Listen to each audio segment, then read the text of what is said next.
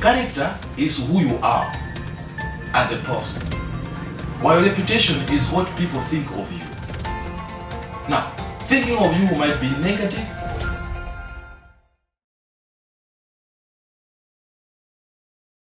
Tukulandireni ku program yathu ya lero, Mindset Change.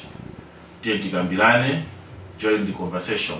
Mondine wanu Joseph Chimpa Mwo. Lero tabula ndi mutu winaso oti tuganizire mwina usena kupang'ono ndi zimene takukambirana masabata atatu apitawa. Mindset change imakhuza ndani? Because what about mindset change imakhuza wina aliyense amene ali pa dziko pano. Koma ambiri mwa ife mwina mindset change timaona ngati ndi atsogoleri. Ndi atsogoleri. Chifukwa atsogoleri tonse timang'ana kwa iwowo kuti atilondolere.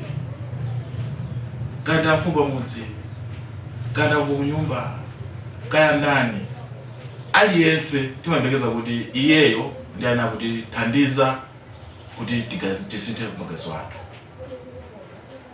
Chifukwa tonse mwa ife zimene timapanga reflects where we are coming from. Koma mwina funso kumati kuti usogoleri nimene zinthu zikuyendera. Tusobe usogoleri padziko lapansi pano. Yakuna kuti atsogoleri ndofunikirabe. Chifukwa dziko limene libe atsogoleri amali nosokonekera, disorderly. Aweruzi 21 verse 25 anacho. Ndiona kuti nyumba imene mulibe mtsogoleri nyasema ka nyumba yosokonekera. Tikaona Efeso 5 verse 22 komanso Efeso 6 verse 1 mpaka na 6.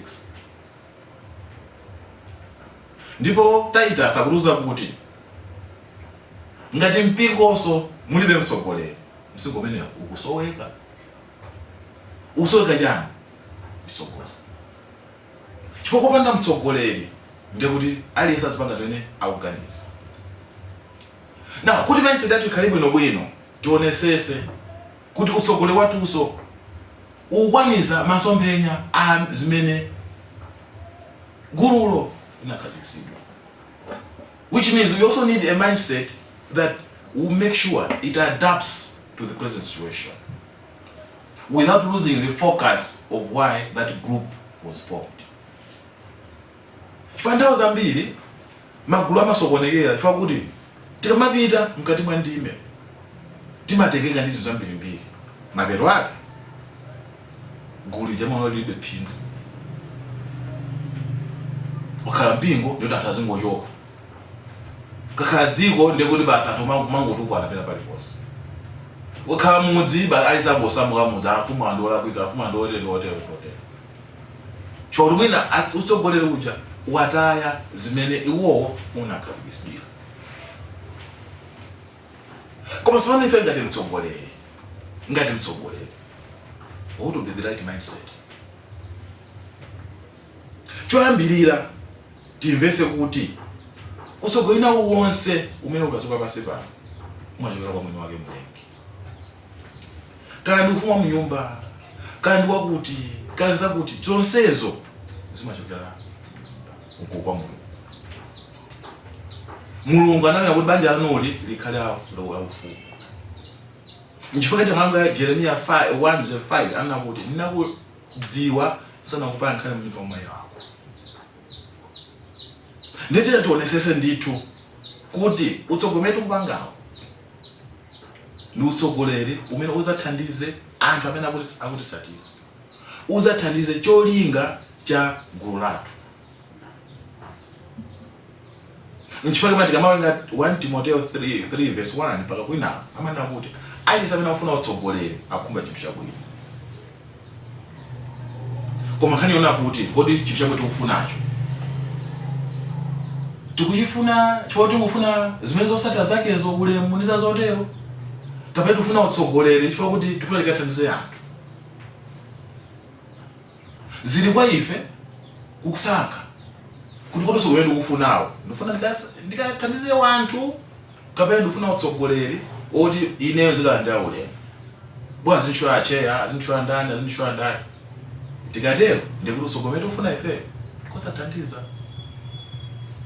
Koma nthawi zina ifeyo ngati anthu osatira atsogoleri tisakuzifosa mafunso. Chifukwa mna aliyense pa ife ndi mtsogoleri pa yekha. Tiye ndizifunse funso na kuti kodi chifukwa chani ine nthawi zonse chimene mtsogoleri anena sindikuzana nacho? Chifukwa chani nthawi zonse ine mona ngati wanzeru kuposa mtsogoleri? Tizaona kuti ifeyo ngati wanthu tili ndi vuto. Nthawi zambiri timasatira anthu osati chifukwa kuti anthu tikuwafuna, koma anthuwo ali zina zimene ifeyo tikuzifuna. Mapeto ake, we tend to manipulate our own leaders. Now, if the leader does not have the right mindset to move forward, it's easy for that leader to be manipulated. Now, for us not to be manipulated, let's look at this. 1. Are we able to lead ourselves? Now, leading oneself entails your personal character, which comes with integrity, accountability, and compassion for service. Our personal character. Commands. Am I committed to serve those who have trusted me? Now, we don't look at our personal character, we only look at reputation. Mbili yabu ino, osa tikadwa yabu ino. Mwene tifo yake tumakanika uti tisoko lefetoka. Fapa na ulikadwa yabu ino, lipo sasembe yopiereza. Kuma ambiri mwa ife kata tsogoleri, we are failing to do that because we are so busy mkumaona mbili yatu. Mungatu unongile mbili. So you tend to make sure kuti antamina kwanga manipulate, you are able to follow their suit. Because they are the people, they will go with your reputation, not your character. Now, once you miss your personal character tenets or principles, it's very easy not to lead yourself. And I would believe that most of us were not able to lead ourselves because we are lacking that integrity, accountability, and compassion to serve honestly with commitment that to those who have entrusted with that leadership. Second point is, what experiences are we sharing as leaders? You know, it's better sometimes to lead through your own experience. Ambiri Maife, we have gone through schools and we have experienced what it means mwina ku osajeja kudya chifukwa kuti chakuya cha tama changu kusukuti pati kugasa sizota amasiwa matijani. Now, if a student comes to and complain kuti chakuya chikuchepa, through your own experience you should be able to say yes. Ngati asana ndeja kudya, it's very easy for this child to asakave karasi. Tinanda mabazi opana sapa kupita kusukulu. If we feel that, we will be able to say yes.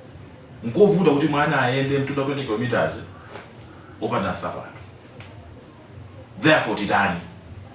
Now, because you have those experiences, it's easy for you to bring solutions. Which means, if I can tell them what experience does he have as a human being? So we need to lead through our own experiences. Point number 3, you know what? We need to lead by serving. And I'm going to serve at leadership. Koma, we should be able to also interpret kuti kuti kati servant leadership nkona kuti iwe uzikanyamula malumba bakagawira anthu iwe uzikati kati simene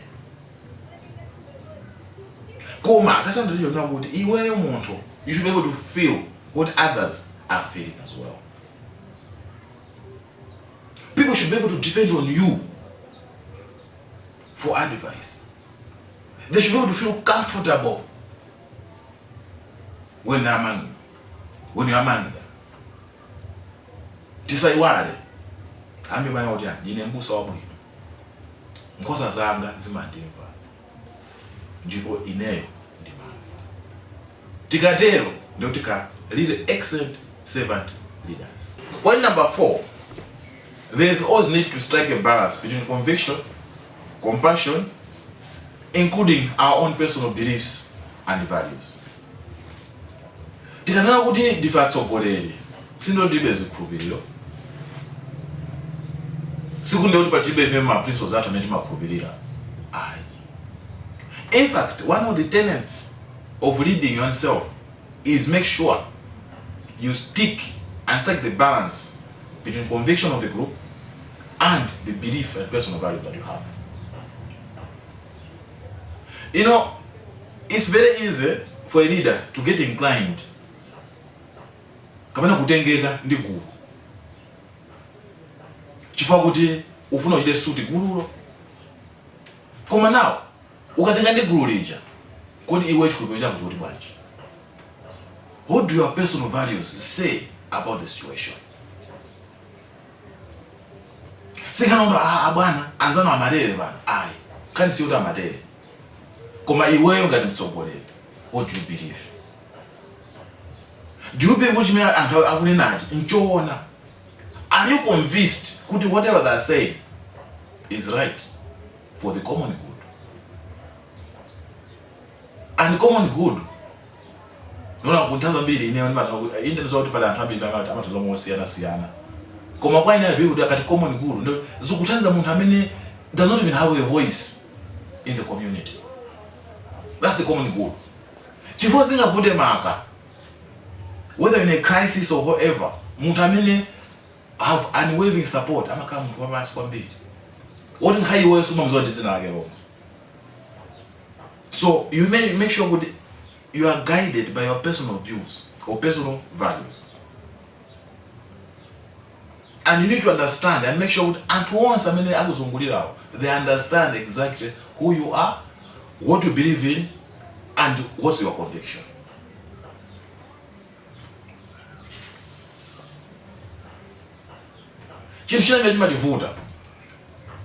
Leadership mindset or mindset change in leadership is preparing for future leaders.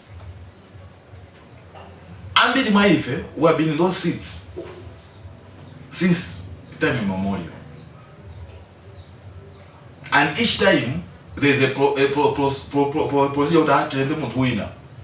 We make sure we set standards. I mean, winners are that of figure. Reason, we did never prepare for future leaders. So any leader should be able to mentor other people. If you want to develop, if you want promotions, in fact, one of my bosses in one of the time said, if you want a promotion, train others. Make sure the office moves even in your absence. If someone who's junior to you performs better, the thinking will be, promote. But most of us will stick in our offices, we want to be felt, we are not there. That's not good leadership. Good leadership will always prepare future leaders. And make sure they know exactly what you do and how it's done. Good, when you are absent, you should not be getting calls now and then. If you get a call, it should be a call which really needs your input. Otherwise, let the office flow. That's preparing for future leaders. So any good leader will prepare a future leader. Yeah, you need to create a personal brand, which is your reputation. Now, we need to make sure that there's a difference between reputation and character. Character is who you are as a person, while reputation is what people think of you. Now, thinking of you might be negative or positive. Now, when you are creating your personal brand, make sure the brand you are creating is a positive one. Now, let's take the example of Jesus Christ. Jesus Christ had his own way of doing things. He was an excellent storyteller. The stories that happened some 2,000 plus years ago, they are still relevant to date. That's a personal brand. Even when he wants to give a caution to someone, he will do it with compassion and yet very authentic. So that's the personal brand that you need to create at the end of the day. People should be able to say, yes, here is someone who, when he says something, he means what he says. That's the personal brand you need to strive for. Make sure that whatever we do it with something that people will be able to trust.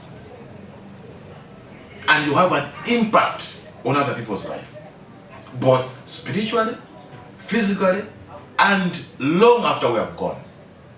That's the reputation.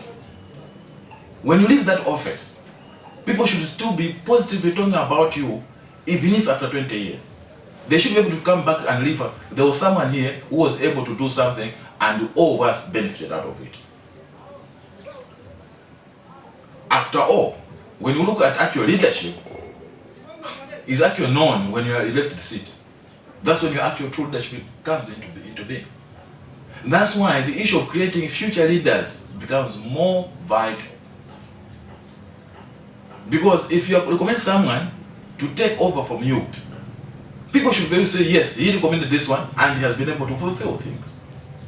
I know that's what happened.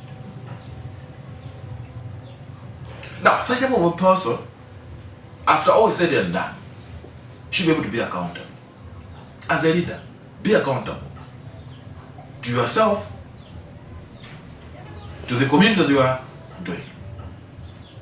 There's a good story in the book of Ezra, chapter 8, verse 20 to 29.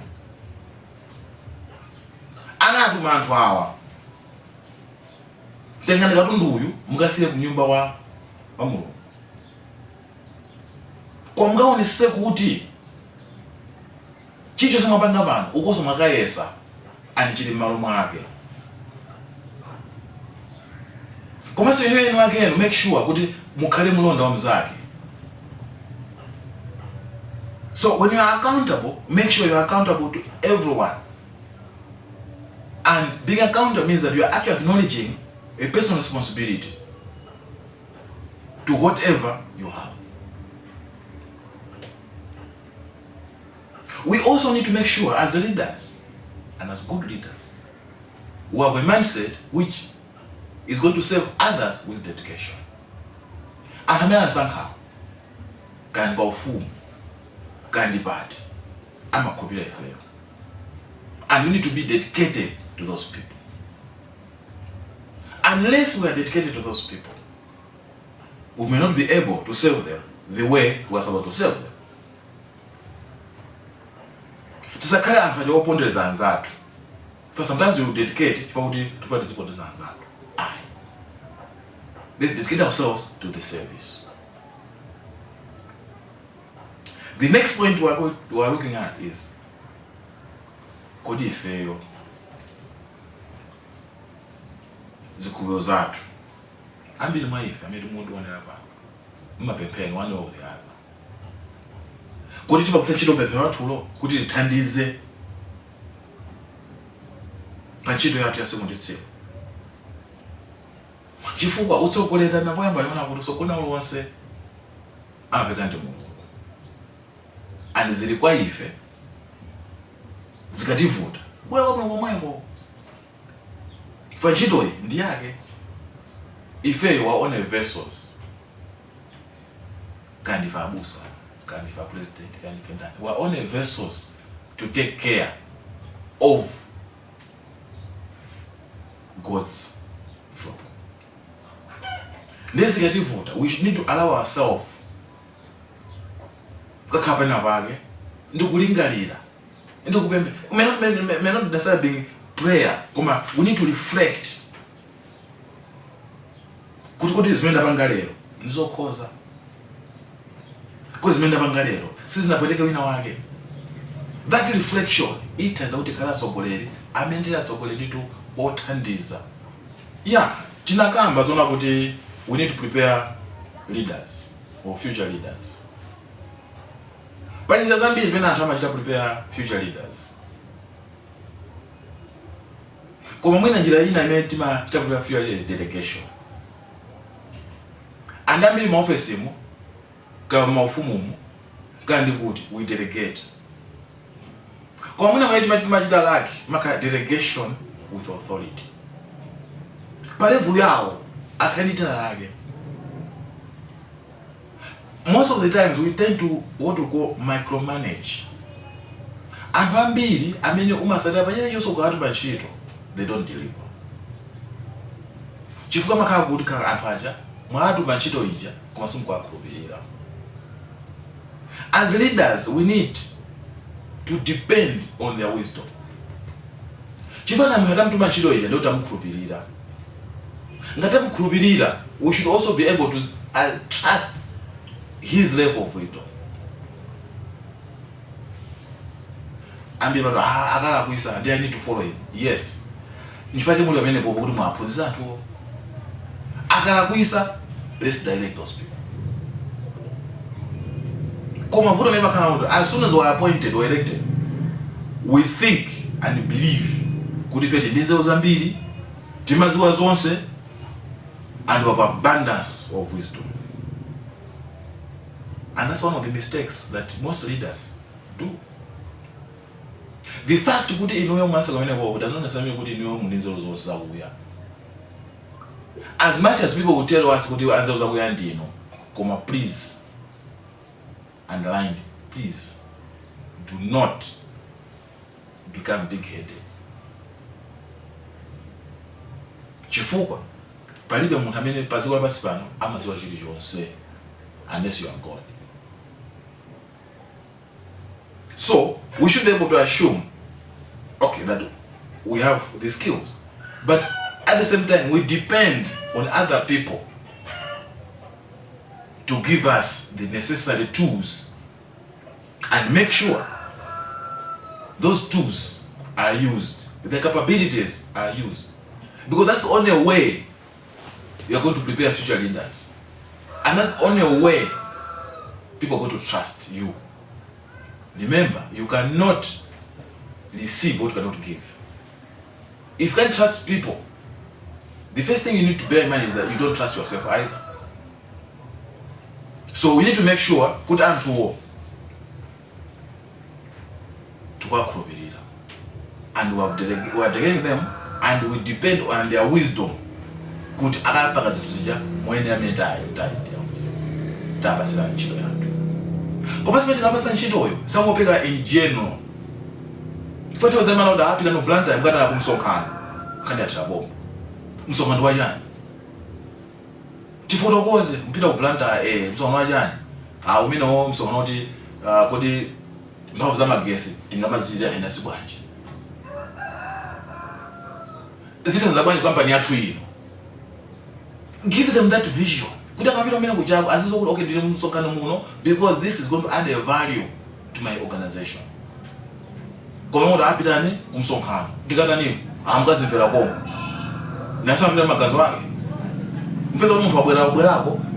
It seems there's nothing he has taken out of that. Because we did not depend on their wisdom. We did not give the proper direction.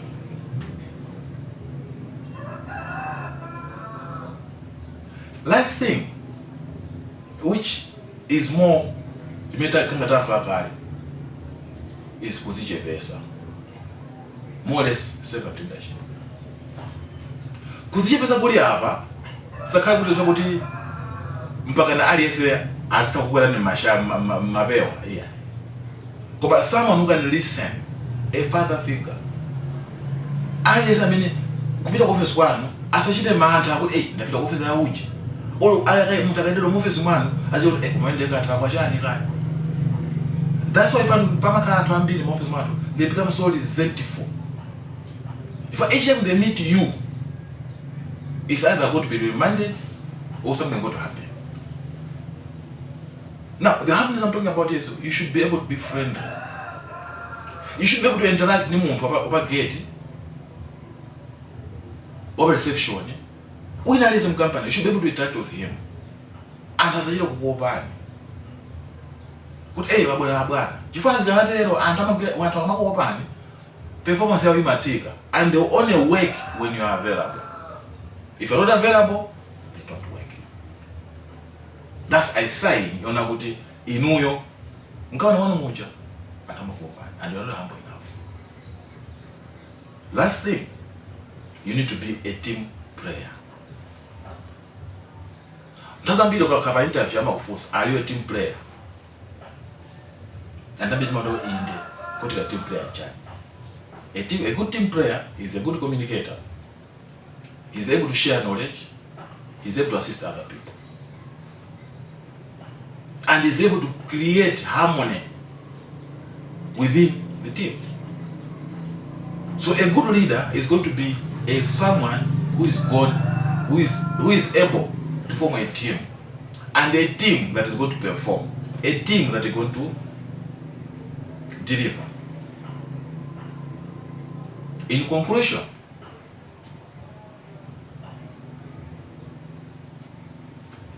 ngati mungu amene ngati mtsogoleri mundi udindo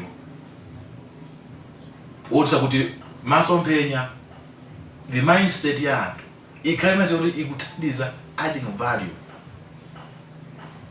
to that team of yours. Should not just be a team kuti bwana tabwera pasiku kazikula pasipa. Tisaiwali kuti utsogole watu subangobwera. There's unforeseen force somewhere, and if we were only vessels to be used at that particular time. In one Joseph Moore Makomanose to Sabatama.